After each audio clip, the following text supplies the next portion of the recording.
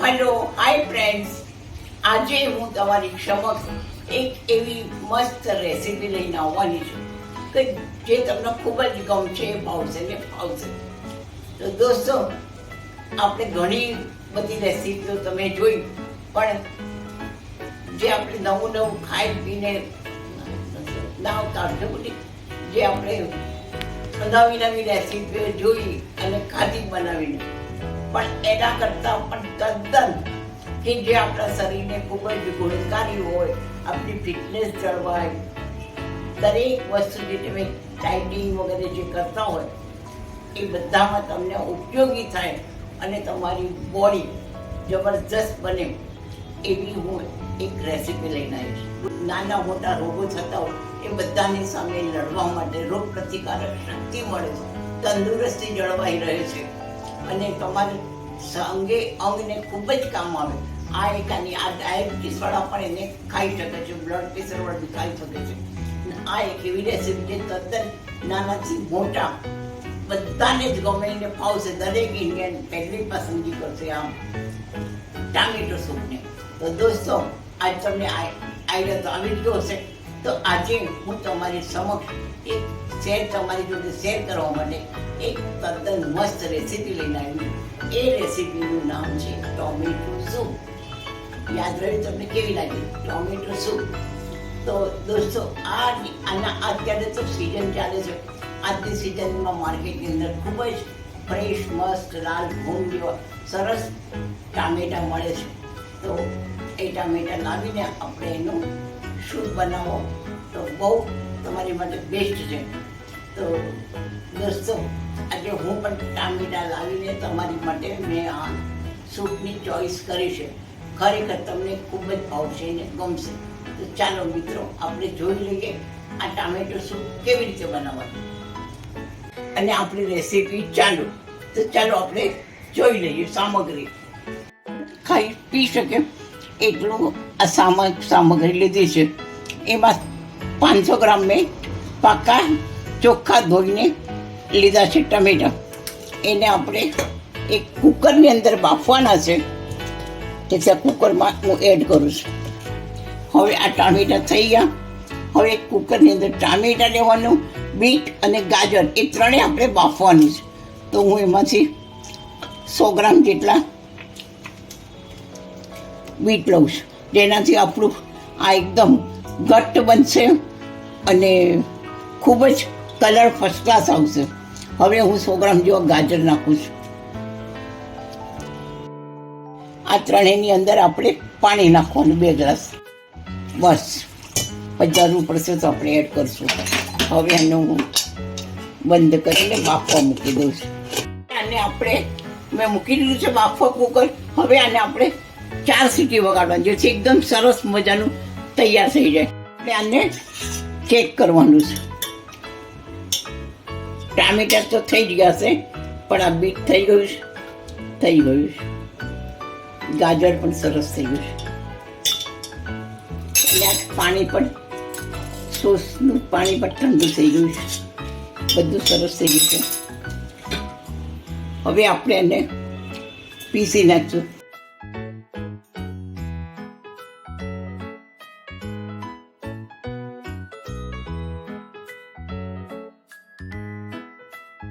આપણે આને ફ્લેવર આપવા માટે પુદીનાનો ફ્લેવર આપીશ, જેથી આ શરદી, કફ વગેરે મટી જાય અને સ્વાદિષ્ટ ટેસ્ટફુલ બને અને કલર સારો આવે. સૂપ ઉકળીને સરસ તૈયાર થઈ ગયું છે. હવે આને આપણે, જો બધું તમને જ્યારે ગાઢ લાગતું હોય તો તમારે જેટલું પાણી એડ કરવું તો કરી શકો છો. અને હવે આને આપણે, જો એનો કલર પણ છે, બીટના હિસાબે કલર પણ ખૂબ જ સુંદર આવ્યો છે, ટેસ્ટ પણ સરસ છે, પુદીનાનું ફ્લેવર પણ સરસ આવ્યું છે, સુગંધ સરસ આવે છે. હવે આપણે આને ગાળી લઈશું ગાળણીથી.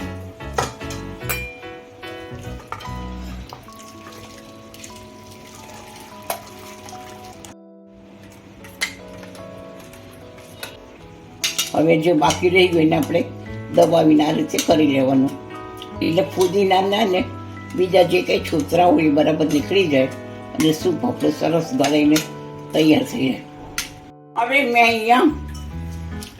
અહીંયા લવિંગ, આખા 2 લવિંગ, 5-6 કાળા મરી અને તજનો મોટો ટુકડો લઈને એને શેકીને મેં મિક્સર વાટીને રેડી તૈયાર કરીશ, મિલ્ક પાવડર. હવે આપણે એક બટર લઈશું 1 ચમચી અને એમાં પાવડર નાખી ઓગળી જાય એટલે અંદર નાખીશું આપણે. હવે આની અંદર આપણે બધો જ મસાલો નાખી દઈશું. જો સ્મેલ આવે છે ને, અને બરાબર બટરમાં શેકી બે મસાલો અને બટર બળવું ના જોઈએ. હવે હું આને આમાં નાખી દઉં છું, ટામેટામાં.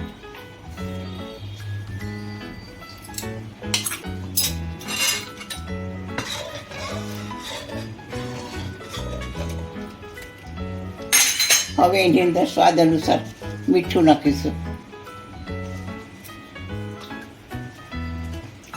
હવે આ જમાલપત્ર છે એને હાથેથી મસળીને એમાં નાખવાનું.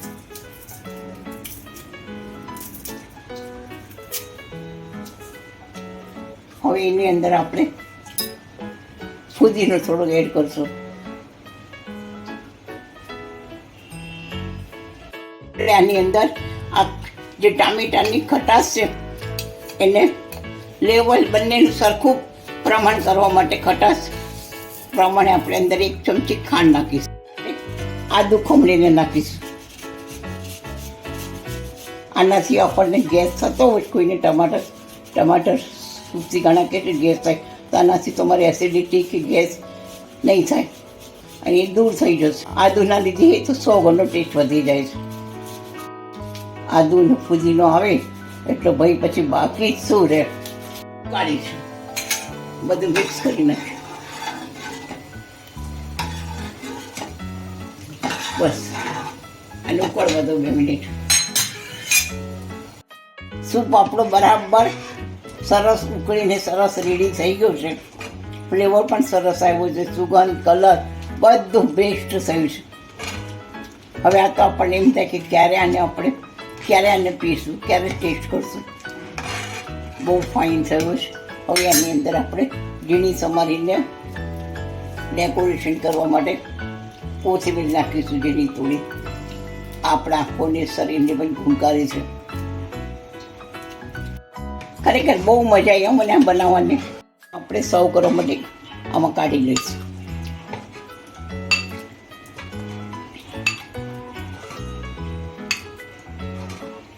બસ થોડીક હું કોથમીર નાખું છું.